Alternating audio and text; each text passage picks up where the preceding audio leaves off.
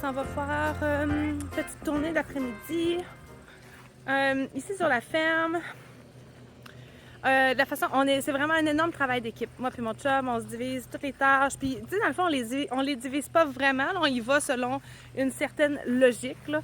Je suis à la maison avec les enfants, donc pour nous, c'est logique que ce soit moi qui va, mettons, au plus grand nombre de rendez-vous avec les enfants. C'est normal que ce soit moi qui prenne ces rendez-vous-là aussi parce que je suis à la maison, j'ai le téléphone accessible. C'est normal pour nous que ce soit moi qui s'occupe à ce temps-ci de l'année en majorité des jardins.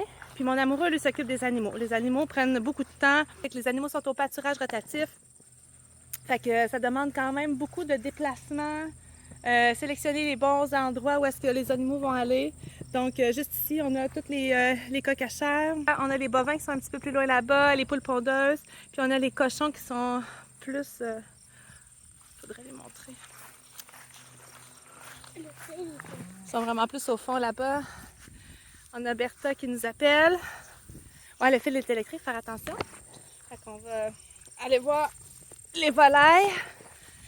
Les volailles sont à la fin là, de leur cycle de vie, si on veut. Et là, les abreuvoirs, il y a certains abreuvoirs qui sont plus petits. Dominique me demandait si j'avais possibilité d'ajouter à mes tâches du jour, d'aller faire une tournée pour s'assurer que tout le monde avait de l'eau.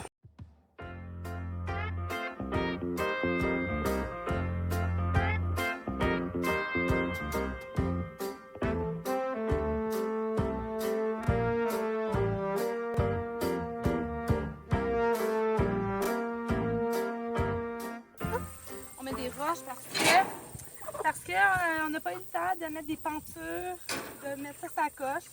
Fait qu'en mettant des roches sur les tôles comme ça permet l'autre tôle de ne pas partir au vent. On essaie de se mettre un endroit propre.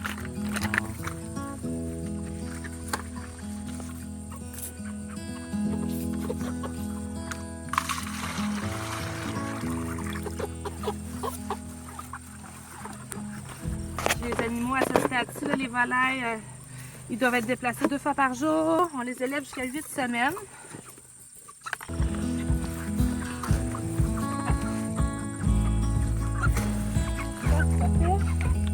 Ouais. Mission accomplie pour celle-ci.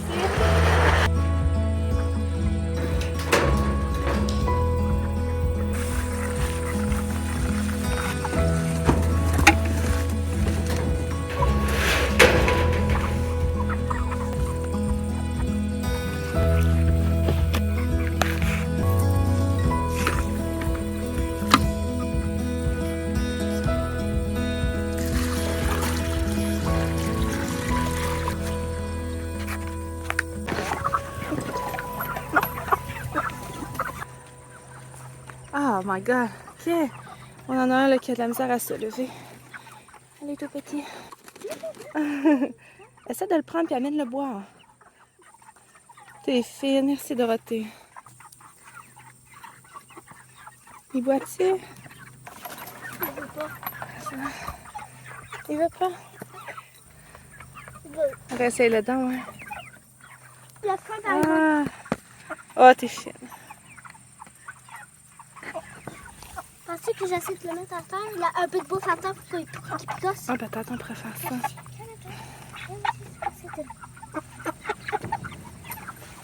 Il boit-tu? Oui. Les volailles sont déplacées là, tous les jours. Puis, donc ici, là, on voit, ça c'est le parcours frais. Donc ça fait pas longtemps qu'ils ont été ici. Ça, c'est comme une mesure de cage 2 fois par jour au niveau du déplacement. Fait que ça a été fait dans les derniers temps, tout ça. Puis si vous voyez la différence, là, regardez. Ils ont été ici précédemment. Regardez la verdure, regardez comment l'herbe est belle. Très, très riche en azote.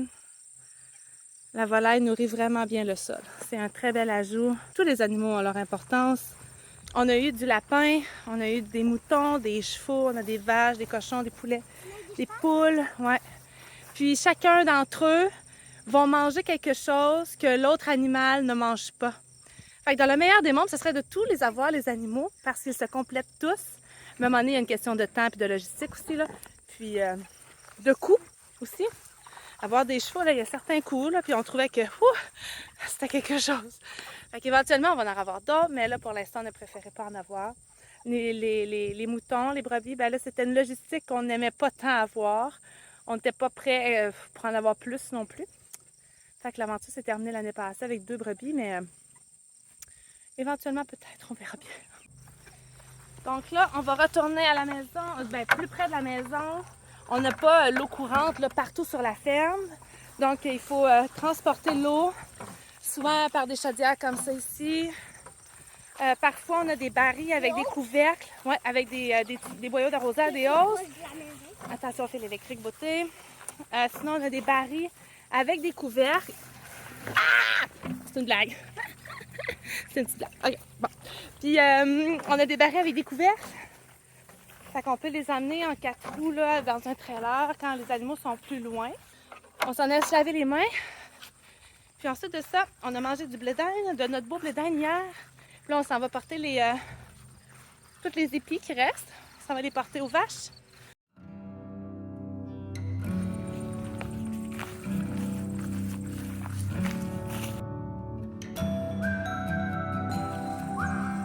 Pas une araignée sur le fil. On peut venir juste ici, hein? Attention, pas de chauffer.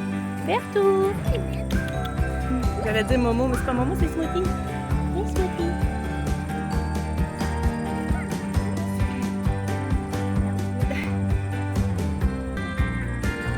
Oh, faut pas ici. Mange? Belle. Avec sa petite oreille tout poilue. Olivia et Smoothie ne viennent pas d'ici, là, on les a achetés d'une autre ferme. Olivia va être notre future vache laitière familiale. Smoothie va être une partie des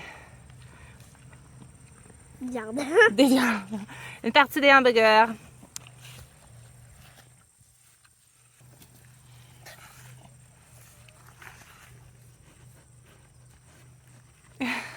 Allez, tu vas toucher au film, princesse. Princesse, c'est pas Dorothée, là, c'est Olivia. Dominique l'a surnommée princesse parce qu'il trouvait qu'elle était très princesse.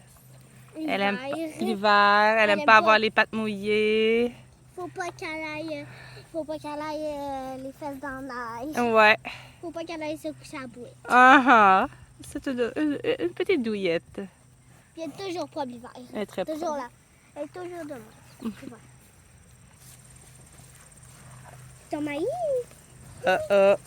On l'avait dit, hein? Si Bertha arrive, faut faire la place. Elle les aime pas. Elle les a sentis qu'elle les aime même pas. Non? Elle va les manger, là.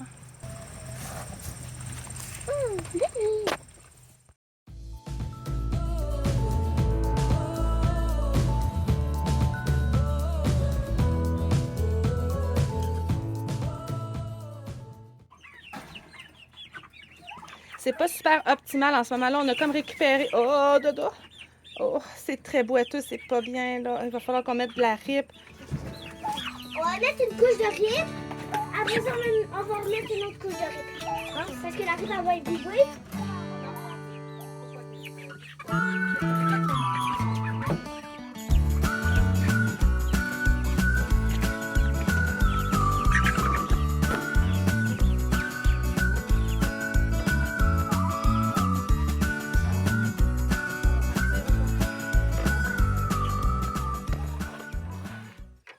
On a la petite tournée au jardin. J'essaie de la faire le matin. Je suis venue jeter un petit coup d'œil. J'ai fait des semis récemment, donc je suis allée voir si tout était beau. Cette année, fun fact, on avait parti en semis beaucoup de cerises de terre. Ben beaucoup, là, c'est quoi, une vingtaine de plants. Et tout ce qu'on a parti à l'intérieur n'a pas fonctionné. Et tout ça ici, ce sont des transplants parce que la cerise de terre, quand on en a au jardin, puis admettons qu'on voudrait l'éradier, ça peut prendre jusqu'à 8 ans à peu près avant qu'il n'y en ait plus qui repoussent. Alors si on est attentif, là, regardez, j'en ai qui poussent encore un peu partout, n'importe où. Que ce soit dans les allées, dans les planches, très loin de où est-ce qu'il y en a eu auparavant aussi. Fait que ici, on a un petit semis de carottes tardives que j'ai fait. On a du rabiole qui a été planté ici aussi. Puis des petits radis. Radis, le cultivar Rover. C'est un petit radis rouge. Je l'ai mis ici. On voit pas très bien à cause du filet. Puis ici au bout, c'est tous les radis d'hiver. Radis d'hiver, on a mis 3 cultivars. Le red meat, qui est melon d'eau, si je ne me trompe pas. On a le radis noir et le radis daikon. Dans la tournée des jardins, je pensais qu'on n'en aurait pas cette année. On a eu de la difficulté avec nos plants, fait qu'on a des beaux cantaloups qui sont apparus comme par magie. Il y a certains plants de courges qui ne fournissent pas. On a reçu les ruches aussi plus tard cette année. Fait que ça y joue un peu, je pense. Mais l'implantation s'est faite tard. Donc, les plants étaient magnifiques dans la serre, vraiment magnifiques. Il y a eu de la chrysomèle au jardin dans d'autres sections. J'avais mis des petits plants de concombres et de cornichons dans le tunnel chenille. Fait que la chrysomèle, elle s'était vraiment occupée de ces plants-là. Puis on s'était dit, c'est pas grave, on va essayer de les contrôler le plus qu'on peut. Puis pendant ce temps-là, on en mettait dans la serre avec la porte moustiquaire, fait qu'ils ne s'attaquaient pas là.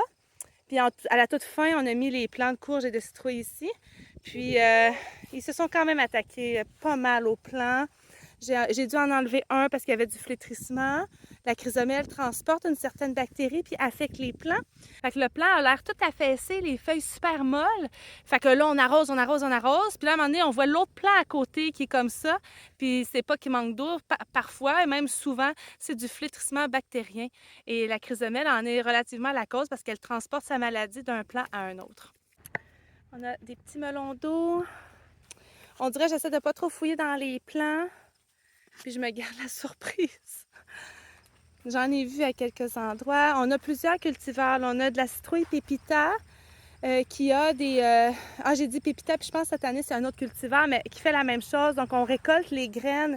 Les graines sont vraiment vertes et elles peuvent être mangées là, comme ça, crues. On les fait déshydrater. Puis, on a de la courge butternut, de la delicata, super belle courge.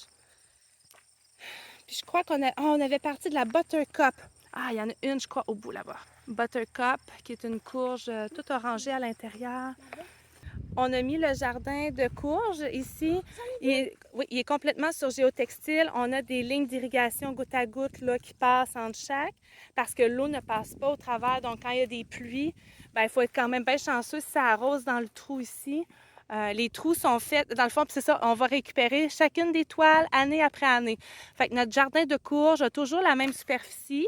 On sait toujours quelle quantité de plants on doit faire. Puis, ça empêche énormément là, de mettre du temps au désherbage pour rien. L'espace entre les trous, là, c'est à peu près 1 mètre, 1,50 m si je ne me trompe pas. Fait qu'au bout de chaque toile, on va marquer, mettons, courge. Fait qu'on le sait que c'est la toile pour les courges. C'est plus facile quand on fait notre implantation au printemps aussi. Ici, on a une fleur. Je suis pris dans mon feuillage. OK, on a une fleur ici, mâle. Donc, c'est une longue, longue tige, puis il va y avoir une fleur, OK? Ça, là, on serait supposé les enlever. Mais là, il y en a tellement que on a mis notre temps ailleurs. Ça ne produira pas de fruits. Où est-ce qu'elle est, Dorothée, celle que tu m'as montrée? Regardez ici.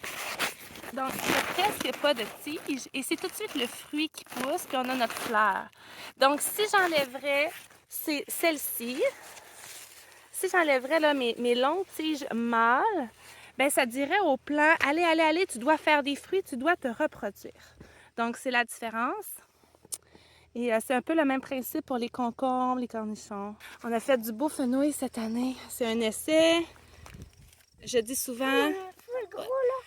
Ouais, je dis souvent, on essaie un nouveau produit par année. On essaie parce qu'on veut se concentrer à trouver, bon, comment ça fonctionne? Est-ce qu'il y a besoin de plus d'eau, moins d'eau? Est-ce que l'emplacement était le bon? Est-ce qu'on devrait le mettre sur une toile ou pas? Même si quand on fait nos recherches et tout ça, ben quand on le vit dans le moment présent, des fois, il y a des nouveaux paramètres qui se rajoutent. Est-ce que ça a demandé trop de temps d'entretien ou pas? Donc, cette année, on avait fait le choix. C'est ça, on avait mis du fenouil, puis ça s'est vraiment fait à la dernière minute. Donc, j'ai des enfants qui aiment manger le fenouil. Puis, on voulait aussi, là, on va le laisser monter en graines et on veut les récupérer pour faire des tisanes. J'aurais pu optimiser ma planche puis en mettre 2 de large, mais j'avais beaucoup d'espace libre dans mes jardins. J'ai collé mes lignes d'irrigation, fait que je me suis dit, bon, on va le mettre juste sur une ligne. Puis la planche avait été super bien occultée, fait qu'il n'y a presque pas d'entretien là, depuis le début. La chasse aux courges, c'est une des affaires qui me fait triper le plus. Je le sais pas, là. Moi, ça me fait capoter. On cherche dans le feuillage. Wow! Il y en a une là! Wow! Il y en a une là! C'est comme tout le temps une chasse au trésor. Ça me fait capoter bien raide. Ça, les aubergines, quand on voit qu'il y a une belle aubergine qui est après le plant, moi, ça me fait triper bien raide. Puis quand on voit le premier fleuron de brocoli. Parce que quand on sème des brocolis, j'ai toujours l'impression que c'est inaccessible, inatteignable, ça ne marchera pas. Là, ça commence à faire une couple d'années qu'on en fait, puis je sais que ça marche, mais il y a toujours cette petite fibre-là en moi qui dit « Ah, peut-être que ça ne marchera pas, puis il n'y en aura pas. » Fait que quand on voit le premier brocoli là, qui sort tout petit, là, touc, je trouve ça tellement passionnant. Donc ici, là, je vois qu'il y a du ruban. On essaie de réparer nos filets pour ne pas avoir à en racheter, puis là, le ruban n'a pas collé. Donc ça va être important. Je vais aller chercher du tape. On va venir comme patcher ces trous-là parce que la Pierrite va absolument les trouver. Ce sont nos choux-fleurs et nos brocolis d'automne qui sont ici. Donc ça va être important de venir tout arranger ça. À chaque jour, on a beau avoir un horaire de choses à faire. On essaie, mais ici rajoute toujours quelque chose. Toujours, c'est toujours. Fait que, comment on fait pour garder un certain esprit sain, là, je sais pas comment dire, ben c'est qu'on va choisir les priorités. Fait que je le dis souvent, priorité première, ce sont les animaux, parce que les animaux sont complètement dépendants de nous. Après ça, nos enfants, parce qu'ils sont plus des bébés. Si on avait eu des bébés, ben les bébés auraient priorité sur les animaux, bien évidemment, là. Mais quand je dis priorité, c'est si on a un animal qui est souffrant, un animal en danger, un animal qui a besoin de manger ou de boire, mais on va privilégier lui. Tu sais, moi, mes enfants sont capables de se faire une tartine de beurre d'arachide si il est rendu 7 heures, ben, on n'a pas soupé encore, là. Fait que, puis qu'on privilégie les animaux. C'est une des choses qu'on fait. Il y a des fois qu'on aimerait faire plus. Il y a des fois qu'on n'est pas satisfait, mais on essaie de se faire des listes d'objectifs raisonnables pour chacune de nos journées, puis habituellement, ça fonctionne bien. On a appris avec les années.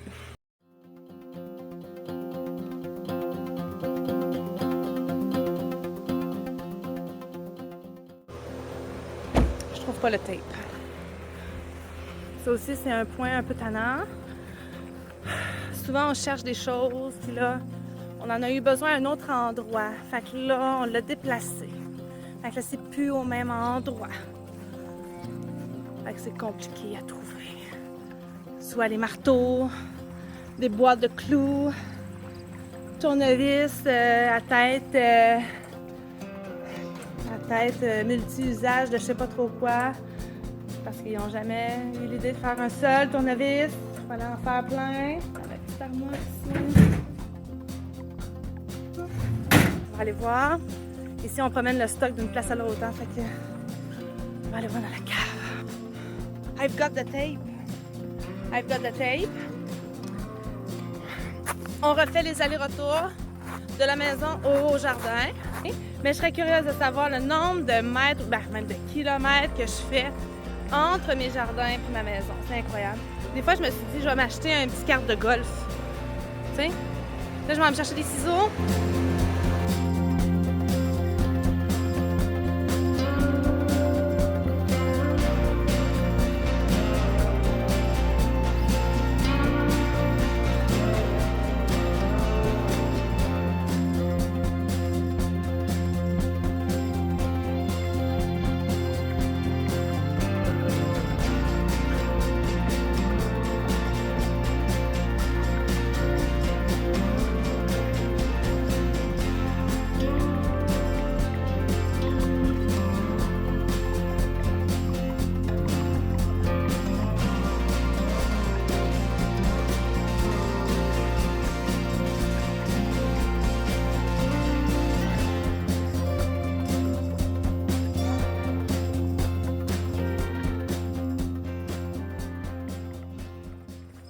Je vais finir ma petite tournée en vous montrant, je vais vous montrer les ruches. J'avais le goût de les partager avec vous. Donc, ici sur la ferme, et puis je dis tout le temps donc. C'est vraiment bien ça. Fait que si quelqu'un veut faire une parodie, ah ouais, mettez du donc. Sur la ferme, on nous a approchés. La vie fait tout le temps bien les choses, là. Il y a eu un moment donné, on avait passé une annonce qu'on cherchait un apiculteur pour venir mettre des ruches chez nous pour aider à la pollinisation dans les jardins. On est dehors en train de prendre un café. Puis il y a un monsieur qui arrive chez nous en pick-up. Puis il nous demande, il dit, est-ce que Vous accepteriez que je mette mes ruches chez vous? De même, là, tu sais, genre que tu y crois pas vraiment. Alors, mon premier réflexe a été non, ça va être correct. Et là, mon chum, il dit, mais pourquoi tu dis non? T'as toujours voulu avoir des ruches, puis on en a besoin. Pourquoi tu dis non? Mais c'est trop facile. C'est impossible que ça marche, c'est bien trop facile. Et finalement, on a une super belle collaboration, une belle entente. Donc, il les installe ici. C'est magnifique. Elles sont toutes actives, toutes au travail. Mais je ne peux pas en dire plus parce que je connais pas ça. C'est un domaine qui nous intéresse énormément. On adore. Puis là, je sais pas pourquoi je chuchote. Mais on dirait que je ne veux pas les déranger non plus. Elles sont tellement précieuses. Elles ne nous dérangent pas du tout. Elles vont se retrouver partout dans les jardins. Et en décembre, l'apiculteur revient chercher ses ruches. Il nous apporte une belle caisse de miel. Puis nous, on lui donne des légumes. On essaie de faire un bel échange comme ça. C'est ça l'autosuffisance, les amis. C'est ça l'autosuffisance. Puis je dis autosuffisance, là, puis là, je ne pourrais pas couper au montage parce que je l'ai dit, mais c'est ça le homesteading pour moi. Parce que de l'autosuffisance, ça serait d'avoir mes propres ruches, puis de tout faire mon miel, puis de... Mais non, là, on laisse ça dans les mains de professionnels. On partage une partie de la terre ensemble, une partie des fleurs, et ensemble, on crée cette belle beauté. Ensemble, ben, c'est nous, l'apiculteur, puis les abeilles. C'est ça, l'écosystème aussi, tu sais. Des fois, on a l'impression que l'humain nuit, tu sais, mais l'humain fait partie de l'écosystème, là. On est des êtres vivants. Il y a moyen de faire partie de cet écosystème-là, tout le monde ensemble, en harmonie avec ce qui nous entoure. Puis on essaie de le faire du mieux qu'on est capable. Puis je dis pas qu'on est parfait, là, loin de là. On fait sûrement plein d'erreurs. Il y a sûrement des trucs qu'on fait qui sont nuisibles aussi, là. Je suis pas une pro là-dedans, là. Mais on fait vraiment des gros efforts. La collaboration avec les abeilles, ça en est un. C'est vraiment trippant. On se trouve très, très, très privilégiés d'avoir ça chez nous, vraiment. C'est sur ça que se termine la petite balade d'après-midi. J'espère que ça vous a plu. Puis, s'il y a des choses que vous voulez savoir, s'il vous manque des infos sur ce que vous venez de voir, vous gênez pas, vous m'écrivez ça. Merci d'être là. Dites-le moi si ça vous plaît. Puis, dites-le moi si vous voulez voir des choses supplémentaires, des choses en particulier. Je veux essayer de produire du contenu qui vous apporte quelque chose, qui vous informe. Et je le rappelle, encore une fois, je vais essayer de ne pas le rappeler à chaque fois, mais vu que c'est dans les premiers épisodes, je vais le faire. On n'est pas des professionnels de rien. On fait juste partager ce qu'on fait. Puis on essaie de rester très, très humble, très honnête par rapport à qu'est-ce qui marche pas. Puis d'ici là, d'ici le prochain épisode, je vais essayer de me mettre au cardio parce que je me rends compte que je suis essoufflée. Ouais. Fait que, bye les amis. À la prochaine.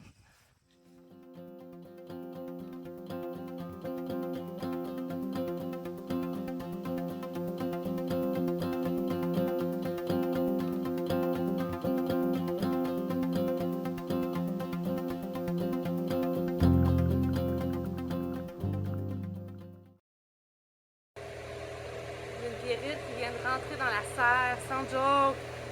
Je vais venir porter mes ciseaux. Encore quelque chose qui se rallonge dans mon horaire. J'ai des listes à faire, moi. Espèce de papillon nuisible. T'as bien beau faire partie de l'écosystème, mais tu me nuis un petit peu dans mon temps libre.